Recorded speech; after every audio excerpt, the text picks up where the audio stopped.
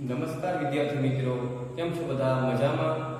આજે આપણે ધોરણ 11 ગુજરાતી વિષયમાં આપણે આગળનું જે ચેપ્ટર છે 13મું ચેપ્ટર આ ચેપ્ટર ભણીશું અને ચેપ્ટરનું શીર્ષક આપેલું છે પરાજયની જીત. જો વિદ્યાર્થી મિત્રો શીર્ષક એવું આપેલું છે કે જેમાં ખરેખર તેની જીત થયેલી છે તેમાં તેને પરાજય લાગે છે, એટલે પરાજય થાય છે એ પરાજયમાં તેની સાચી જીત કઈ છે તે શોધવાની વાત અહીંયા કહેવામાં આવી છે. એટલે શીર્ષક આપેલું છે પરાજયની જીત અને કાવ્યનો સાહિત્ય પ્રકાર છે ખંડ કાવ્ય. ખંડ એટલે કે એક ભાગ, જે ખૂબ મોટું કાવ્ય હોય, મહાકાવ્ય હોય અથવા કોઈ પૌરાણિક ગ્રંથોમાંથી આ કાવ્યને લેવામાં આવ્યું હોય તેનો માત્ર નાનકડો ભાગ, એનો ખંડ લેવામાં આવ્યો હોય તો તેને ખંડ કાવ્ય કહેવામાં આવે છે. આનાથી પ્રથમ આપણે એક કાવ્ય ભણી ચૂક્યા છીએ, ખંડ કાવ્ય હતું છે અને તે કાવ્યનું શીર્ષક આપેલું હતું ચક્રવાક મિથુન. તો એ પણ ખંડ કાવ્ય જ હતું. ખંડ કાવ્ય એટલે કે કોઈ મહાન પૌરાણિક ગ્રંથમાંથી લેવાયેલો એક ભાગ. અને આ ખંડ કાવ્ય છે એ કવિનો કાવ્ય સંગ્રહ છે બારી બહાર, તેમાંથી લેવામાં આવ્યો છે અને કવિનું નામ છે પ્રહલાદ પારેખ. આ બધી વિગતો ખાસ યાદ રાખજો, કારણ કે હેતુલક્ષી પ્રશ્નો તરીકે આપણને પૂછાય.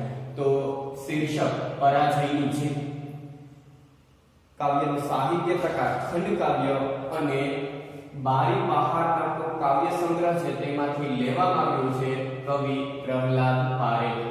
તેમનો જન્મ 12-10-1912 અને મૃત્યુ 2-1-1962. તેમનું જન્મ સ્થળ તો ભાવનગર શહેરમાં છે. તો આપણે કાવ્ય ભણીશું. સૌપ્રથમ આપણે કાવ્યનો થોડોક સાર જોઈ લઈએ. સુંદર મજાનું કાવ્ય છે અને ધર્મને અનુલક્ષીને આ કાવ્યમાંથી આપણને ઘણો બધો સાર બોધ મળે છે. તો કાવ્ય છે તેનો નાયક છે અશોક રાજા, બરાબર. મુખ્ય મેન પાત્ર છે અશોક રાજા અને મગધ રાજ્યનો રાજા છે અને તેમણે કલિંગ રાજ્ય ઉપર ચડાઈ કરી છે. આ ચડાઈ કરીને તેણે કલિંગ રાજ્ય જીતી લીધું છે. કલિંગ રાજ્ય જીતી લીધું, તેના રાજાને મારી નાખ્યા છે, સૈનિકોને પણ અઢળક મારી નાખ્યા છે. આખું કલિંગ નગર એકદમ શાંત બની ગયું છે. એકદમ કોઈ પણ પ્રકારનો અવાજ આવતો નથી, એકદમ શાંત થઈ ગયું છે. સ્મશાન જેવી શાંતિ છવાયેલી છે અને રાજાએ તલવારથી આ કલિંગ રાજ્ય ઉપર ચડાઈ કરી અને જીત મેળવી છે. તેનો એને અત્યંત આનંદ છે, એને એનું ગૌરવ છે. એટલે રાજા જે જગ્યાએ તંબુ તાણીને છાવણી બાંધીને રહે છે ત્યાંથી રાત્રિના સમયે પોતાના થોડાક સૈનિકો સાથે, સૈનિકોના હાથમાં સળગતી મશાલ છે, એવી મશાલતીઓ સાથે રાજાને પોતે જે કલિંગ નગરી જીતી છે તે જોવાની તેને ઈચ્છા થાય છે અને થોડાક મશાલતીઓને લઈ અને કલિંગ નગરી જોવા માટે નીકળે છે.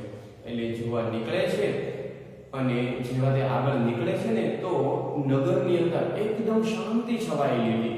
એને તલવારની ધાર દ્વારા આ નગરી પર વિજય મેળવ્યો હતો અને નગરી જોવા નીકળ્યો છે અને ચારો તરફ જોવે છે ને તો માત્ર ગલીઓમાં, રસ્તાઓમાં માણસના મૃતદેહો દેખાય છે, શબ પડેલા દેખાય છે. નગરમાં એકદમ શાંતિ છવાયેલી છે, કોઈ પણ જગ્યાએ સહેજ પણ અવાજ આવતો નથી. એકદમ સ્મશાનમાં હોય તેવી શાંતિ ફેલાયેલી છે. એટલે રાજા અને મશાલતીઓ આ જોતા જોતા આગળ નીકળી રહ્યા છે. મશાલતીઓના હાથમાં સળગતી મશાલો છે અને રાજા અને આ ટોળું આગળ જઈ રહ્યું છે. હવે આગળ જાય છે ત્યારે અચાનક રાજાએ આખું દ્રશ્ય જોયું અને એણે જોયું કે ખરેખર આ નગરની અંદર જે પેલા લોકો જીવતા હતા એ કેટલા આનંદ અને કિલ્લોથી રહેતા હતા. આજે જે જીવી રહ્યા છે એ પણ પ્રચંડ દુઃખમાં જીવી રહ્યા છે, ચિંતામાં. એકદમ પોતાના પરિવારજનો, પોતાના જે પરિવારના સભ્યોને આ યુદ્ધમાં ગુમાવ્યા છે તેના દુઃખમાં, તેના શોકમાં જીવી રહ્યા છે. એટલે પોતે આખરે એકદમ ચિંતામાં પડી જાય છે અને ત્યાં ઉભો રહી જાય છે અને વિચારે છે કે ખરેખર મેં જે આ યુદ્ધ જીત્યું છે, કલિંગ રાજ્ય જીત્યું છે, પણ એ જીત ખરેખર જીત નથી. કારણ કે આ તો તલવારની જીતથી, તલવારની ધારથી મેળવેલી જીત છે. ખરેખર મારે લોકોના હૃદય જીતવા જોઈએ, લોકો મને હૃદયથી રાજા સ્વીકારવા જોઈએ. અહીંના લોકો મારાથી ડરે છે, તલવારથી ડરીને મને રાજા બનાવ્યો છે, પણ ખરેખર જ્યાં સુધી હું લોકોના હૃદય ન જીતું ત્યાં સુધી બધું જ નકામનું છે. એટલે ત્યાં જ તે ઉભો રહી જાય છે, વિચારે છે અને મસાલચીઓને આદેશ આપે છે કે ચાલો આપણે અહીંયાથી હવે પાછા જવું છે. મસાલચીઓ વિચાર પડી જાય છે કે અચાનક રાજાને શું થયું, હમણાં તો આપણને આખું નગર જોવાનું હતું અને અચાનક હજી તો થોડે દૂર ગયા અને વળી પાછળ કીધું. બધા મનમાં વિચાર કરે છે, બીજાને ઈશારાથી કહે છે, પણ કોઈ કઈ બોલતું નથી. પણ હવે રાજા અશોકના મનમાં ભયંકર દુઃખ થાય છે, વેદના થાય છે કે ખરેખર મેં જે જીત મેળવી છે ને તે તલવારની ધારથી મેળવી છે, લોકોને ડરાવીને, મારીને, ધમકાવીને મેળવી છે. પણ ખરેખર લોકોના હૃદય મારે જીતવા જોઈએ, લોકોને એટલો પ્રેમ મળવો જોઈએ મારા તરફથી કે લોકો મને રાજા તરીકે સ્વીકારે. લોકોના હૃદય ન જીત્યા તો મારું આ જીત નકામી છે, મારી આ જીત છે એ પરાજય કરતા પણ નકામી છે. એટલે આખરે એને વિચાર આવે છે અને આ બધું નકામું છે, ફોગડ છે. તલવારની જીતથી માત્ર મનુષ્યને જીતી શકાય, પણ મનુષ્યના હૃદય જીતી શકાતા નથી. આવું રાજાને સમજાયું અને આખરે રાજા છે એ તરત જ પોતાની છાવણીમાં આવે છે અને વિચાર કરે છે કે જ્યાં સુધી હું લોકોના હૃદયને જીતું ને ત્યાં સુધી બધું જ નકામું છે. એટલે રાજાએ પોતાનું ધર્મ પરિવર્તન કરે છે. તે હિન્દુ ધર્મમાંથી બૌદ્ધ ધર્મમાં જાય છે, બૌદ્ધ ધર્મ અપનાવે છે અને બુદ્ધ ભગવાન જેવી શાંતિ સ્થાપે છે. તો અહીંયા અશોક રાજાના મનનું મનોમંથન, એના મનના વિચારો કેવી રીતે બદલાય છે કે માત્ર તલવારની ધારથી લોકોને ડરાવી ધમકાવીને આપણે યુદ્ધ જીતી શકીએ, પણ લોકોના હૃદય, લોકોના મન એને જીતી શકતા નથી. લોકોના મનને, તેના હૃદયને જીતવું હોય ને તો તેમની સાથે પ્રેમથી વર્તાવ કરવો પડે, શાંતિ જાળવવી પડે. એટલે આખરે જે ગલીઓમાં જે શેરીઓમાં જે મરદાઓ છે, શવ પડેલા છે, તેને જોઈને તેને આખું તેનું હૃદય પરિવર્તન થઈ જાય છે અને આખરે તે બૌદ્ધ ધર્મની સ્થાપના કરે છે. તો આવું સુંદર મજાનું કાવ્ય છે પરાજયની જીત. હવે આપણે સૌપ્રથમ કવિનો પરિચય મેળવીએ. તો તમે બધા પણ તમારી બુકમાં પણ જોઈ શકો. કવિ પ્રહલાદ પારેખનો જન્મ ભાવનગરમાં થયો હતો. તેઓના ઘડતરમાં ભાવનગરની દક્ષિણામૂર્તિ સંસ્થાનો મુખ્ય ફાળો રહ્યો. જો આપણે આનાથી પહેલા આ પાઠ ભણી ચૂક્યા છીએ પ્રસંગ દેવ, અને તેમાં દક્ષિણામૂર્તિ સંસ્થાનો ઉલ્લેખ થયેલો હતો. નાના ભાઈ જે વિદ્યાર્થીઓને ભણાવતા હતા, વિદ્યાર્થીઓ જે તોફાનગીરી ઉજવવા માંગે છે, આખી સંસ્થા સંભાળવા માંગે છે, આ બે પ્રસંગો આપણે તે પાઠની અંદર જોયા હતા. તો અહીંયા શ્રી નાનાભાઈ ભટ્ટ તેમજ શ્રી હરભાઈ ત્રિવેદી જેવા શિક્ષણવિદો પાસે તેઓ સંસ્કાર ઘડતર પામેલા. ગુજરાતી કાવ્ય સાહિત્યમાં 1940 પછી એમના બારી બહાર કાવ્ય સંગ્રહથી સૌંદર્યાભિમુખ કાવ્યધારા શરૂ થઈ. બારી બહાર સંગ્રહની બીજી આવૃત્તિમાં એમના સરવાણી કાવ્ય સંગ્રહના કાવ્યો સમાવી લેવાયા છે. પ્રકૃતિ અને માનવ પ્રેમના ગીતો તેમજ છંદોબદ્ધ કાવ્યો ઇન્દ્રિય ગ્રાહ્ય અભિવ્યક્તિ તેમજ નિરાળી લય સમૃદ્ધથી વિશેષ ધ્યાનપાત્ર બન્યા છે. ઉમાશંકર જોશીની પ્રસ્તાવનાનો લાભ આ સંગ્રહને મળ્યો છે. રાજકુમારની શોધમાં તેમજ કરુણાનો સ્વયંવર જેવી દીર્ઘ બાળ વાર્તાઓ પણ તેમણે આપી છે. તો વિદ્યાર્થી મિત્રો, આ હતો કવિનો પરિચય. હવે આપણે કાવ્યનો સાર જોઈ લઈએ. કવિ પ્રહલાદ પારેખે પ્રસ્તુત ખંડ કાવ્યમાં કલિંગના યુદ્ધને વિષય તરીકે નિરૂપ્યો છે. મગધના રાજવી અશોકે કલિંગ પર આક્રમણ કરી ભયંકર માનવ સંહાર કરી વિજય મેળવ્યો. સમ્રાટ અશોકે કલિંગ નગરી પરનો પોતાનો વિજય પ્રત્યક્ષ નિહાળ્યો. પ્રત્યક્ષ એટલે કે પોતે સામે જોયો, નિહાળવું એટલે જોવું.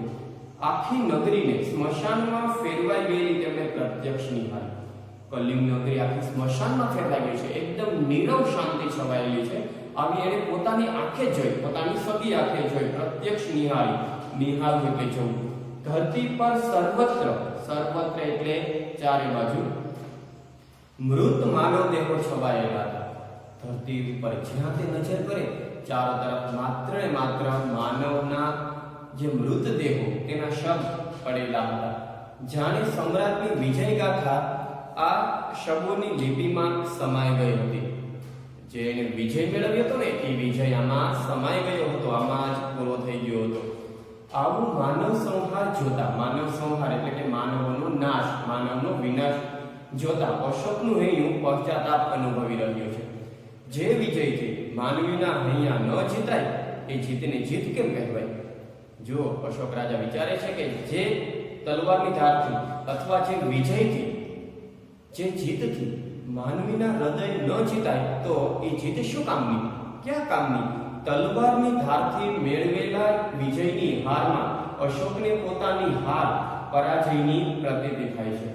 અશોક ખડગથી સત્તા વિસ્તારવાની લાલચને છોડી દે છે અને હિંસાનો ત્યાગ કરી અહિંસાનો માર્ગ સ્વીકારે છે. ઊંડા મનોમંથન પછી સમ્રાટ અશોકે કરુણાને પ્રબોધતા, કરુણા એટલે દયા, પ્રબોધતા એટલે કે તેને સ્થાન આપતા બૌદ્ધ ધર્મનો સ્વીકાર કર્યો. જગતભરમાં કરુણા અને અહિંસાનો સંદેશ ફેલાવ્યો. આ કાવ્યમાં ગંભીર વિષયની પસંદગી હોવા છતાં કેન્દ્રવર્તી ચરિત્રનું મનોમંથન, ભાવોનું નિરૂપણ અને એને અનુકૂળ છંદોની પસંદગીને કારણે આ ખંડકાવ્ય આસ્વાદ્ય બની રહે છે. આસ્વાદ્ય એટલે કે વધારે આપણને ભણવાની મજા આવે, સ્વાદિષ્ટ બને તેવું બન્યું છે. તો વિદ્યાર્થી મિત્રો, ખૂબ સુંદર મજાનું કાવ્ય છે. આધુનિક યુગને પણ, હાલના સમાજને આમાંથી સુંદર મજાનો મેસેજ મળે છે કે જ્યારે ડર, બીકને કારણે માણસને તમે જીતી શકો, પણ જ્યારે તમારે એના હૃદય સુધી પહોંચવું હોય, તેના હૃદયને જીતવું હોય ને તો તે પ્રેમથી જીતી શકાય. એટલે અહીંયા સમ્રાટ અશોક જે જીત મેળવે છે, પણ જે જીતની અંદર મનુષ્યના હૃદય જીતી શકતો નથી તો એ જીત નકામી છે. બરાબર, જે વિજયથી માનવીના હૈયા ન જીતી શકાય તે જીત શા કામની, એવું અહીંયા કહે છે. તો જોઈએ હવે આપણે કાવ્યની અંદર. તો સૌ પ્રથમ પંક્તિ છે, થયું ખતમ યુદ્ધ ને સકલ શોર તેનો શમ્યું. અહીંયા ખતમ એટલે પૂરું.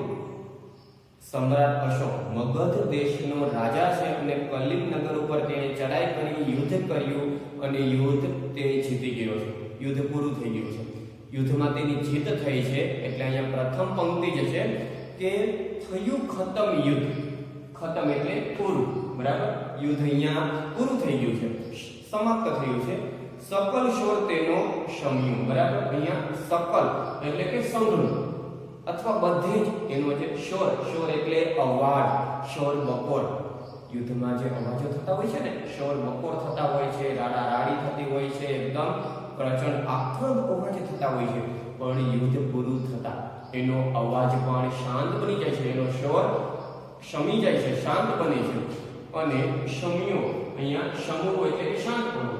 યુદ્ધ પૂરું થઈ ગયું અને એનો જે શોર, એનો અવાજ હતો એ પણ બધી બાજુ, સકલ એટલે કે ચાર તરફ બધી જ બાજુ સંભળો, એનો શોર શાંત થયો છે. કલિંગ પડ્યું, અશોક નૃપ પામ્યો છે જય. કલિંગ એટલે કલિંગ નામનું જે નગર છે એ નગર અહીંયા પડ્યું એટલે કે કલિંગ રાજ્ય પરાજિત થયું.